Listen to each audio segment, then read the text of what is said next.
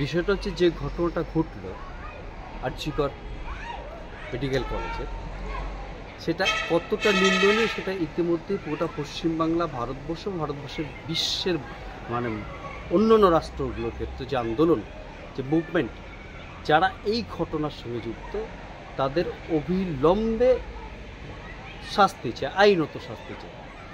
এই যে নিন্দার ভাষা, এটা একজন সভ্য ভারতীয়, সভ্য বাঙালি প্রত্যেকটা মানুষের আজকে দায়িত্ব। এবং মানুষ প্রমাণ দিচ্ছে, অরাজনৈতিকভাবে মানুষ প্রমাণ দিচ্ছে গোটা বাংলা জুড়ে প্রতিদিন মানুষ এই আন্দোলনে সামিল হচ্ছে। হ্যাঁ, we want justice for RG Kar একটা বিশাল স্লোগান তৈরি হলো। হ্যাঁ, তারপরে এইরকম অনেক স্লোগান তৈরি হলো, দেখলে হবে, পথে দাঁড়িয়ে দেখলে হবে, এই আন্দোলনে নামতে হবে। এই যে স্লোগানটা আজকে মানুষের হৃদয়ের ভিতর থেকে এই স্লোগানটা তৈরি হচ্ছে। আজকে পশ্চিমবাংলার যারা শাসক গোষ্ঠী, পশ্চিমবাংলার যারা প্রশাসন রয়েছে, তারা কখনোই এই দায়িত্ববোধকে অস্বীকার করতে পারে না। আজকে সিবিআই হাতে দায়িত্ব ট্রান্সফার করে, হাইকোর্ট ট্রান্সফার করে দিল, তার মানে এই নয় পশ্চিমবঙ্গ সরকারের, পশ্চিমবঙ্গ প্রশাসনের কোনো ভূমিকা থাকতে পারে না।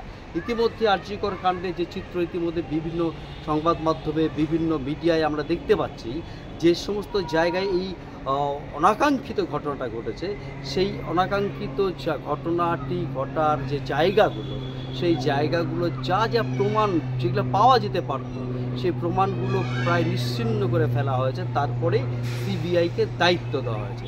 এবার সিবিআইয়ের পক্ষে সেই বিভিন্ন সময়ে বিভিন্ন ব্যক্তিকে জেরা করা, বিশেষ সন্দীপ ঘোষকে জেরা করা, এদেরকে জেরা করে আসল যে প্রমাণ উদ্ধার করা কতটা কঠিন সাপেক্ষ সেটা বাংলার মানুষ বুঝতে পারছে। এবং সবচেয়ে বড় কথা, আজকে ডেড বডিটা যদি দেন পুড়িয়ে দেওয়া না হতো, ডেড বডি যদি আরজিকর মেডিকেল কলেজে বা অন্য কোনো মেডিকেল কলেজে প্রিজার্ভ করে রাখা হতো, বা তাকে সমাধিস্থ করা হতো, কবর দেওয়া হতো, তাহলেও তার ডেড বডিটাকে পুনরায় তুলে পোস্টমর্টেম করবার একটা দারুণ সম্ভাবনা থেকে যেত।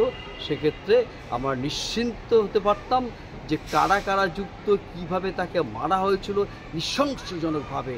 এই ঘটনার প্রতিকার গোটা বাংলার মানুষ, গোটা দেশের মানুষ চেয়ে বসছে।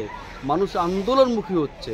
বিগত নির্বাচনগুলোর মধ্য দিয়ে পশ্চিমবাংলার মানুষ যে আন্দোলনের গতি রূপরেখা হারিয়ে ফেলেছিল, এই নৃশংসজনক নিন্দাজনক ঘটনা মানুষকে আবার বাংলায় আন্দোলনমুখী করে তুলছে।